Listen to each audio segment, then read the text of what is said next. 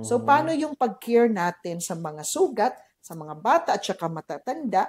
So, meron bang mga special considerations in this different age group? So generally, basta mga bata, maganda yung healing process. Basta maganda lang yung pag-take care ng sugat, they heal well. For the extremes naman, yung masyadong bata at saka yung mga masyadong matatanda, dun po kailangan pumasok na yung mga doktor. Kailangan matingnan yung mga sugat kasi iba-iba po yung mga pangangailangan ng mga different age groups. Lalo po yung mga matatanda na matatagal mag-heal usually dahil sa aging process, less collagen din. Importante talaga si collagen. Yes, sa maturation ng wound, no? Yes. Usually they take longer to heal. So for this age group, kailangan po makita ng doktor. Sa mga bata naman po, yung mga babies, infants na mga nasusugatan, usually hindi natin pinapabayaan din, delikado na. So kailangan matingnan din ng mga physicians.